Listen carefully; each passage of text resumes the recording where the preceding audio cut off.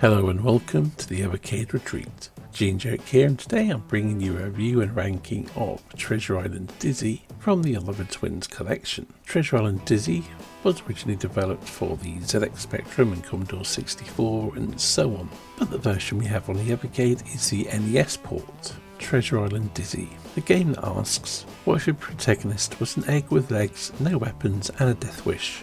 But doesn't immediately answer the question, merely waits for you to try and pick up an item underwater without thinking about which items you're already carrying at the time, and lets you drown for your troubles. Released in '91, it was Codemaster's first attempt to bring the beloved microcomputer mascots to the NES, and it's quite the journey, full of charm, puzzles, and the amount of deaths that make Dark Souls look like an amateur. Unsurprisingly, you play as Dizzy, a sentient egg with boxing gloves and absolutely no swimming skills. The goal is simple: escape a desert island, or a treasure island, by solving puzzles which involve collecting items, dying repeatedly, and maybe dying some more, and perhaps a few more times just for good measure.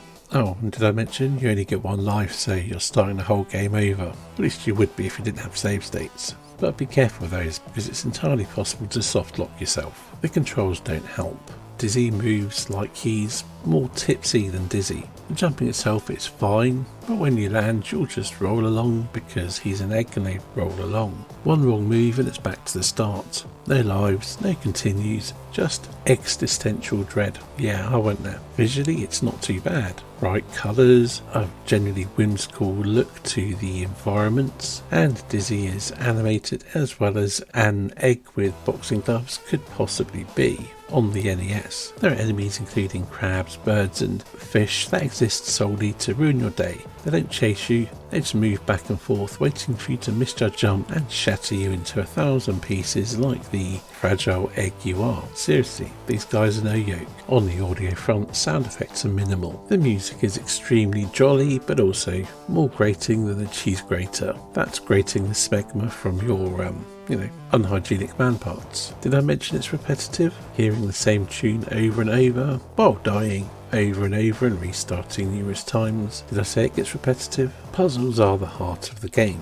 You'll collect items like snorkels, ropes and random junk, then figure out where to use them through sheer guesswork and trial and error. It's like being trapped in TK Maxx and trying to work out how much things cost. Some solutions seem obvious and are quite clever. Others make you realise that the Oliver Twins were in fact sadists who enjoy making children suffer. Did I mention you die a lot? If Dizzy touches water, he dies. If he falls too far, he dies. If he bumps into a crab, he dies. If he goes to certain places without certain items, he dies. If he breathes near a pixel that looks suspicious, he dies.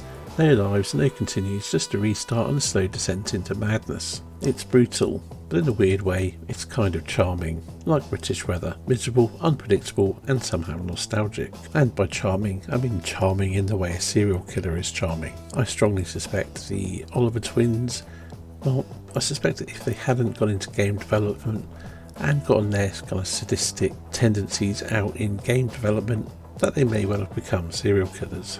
It's safe to say at times playing this game can be excruciating. Yeah, I went there. So overall, Treasure Island Dizzy is whimsical, punishing, strangely compelling, and it certainly doesn't hold your hand. In fact, it slaps it away and then drowns you in a puddle for being a weak, needy cuck. It's not a great game, it is the weakest of the mainline Dizzy games on the Evercade, but it is quite a challenge to overcome if you have the patience to give it a try. And I do have nostalgia for this game. I played it on the ZX Spectrum back in the day, and although I never beat it there, playing it through on the Evercade I realised how close I was to beating it, and that was with no save states, no guide, and about 3 hours of loading per attempt. If you know exactly what you're doing and you don't make silly mistakes and die horribly, the game can actually be completed fairly quickly. But good luck getting that good, because this game is no joke. And if you can beat it without using save states, I can safely say at that point you will have cracked it and sufficiently overcome your existential dread. Yep, these egg-based puns are indeed punishing.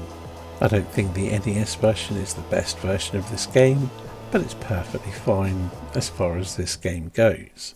To place it on my overall ranking of every Evercade game ever, I would have to place it above Skate Cat but below Punch King. Well, that's it for this video. Thank you for watching, and I'll see you in the next video.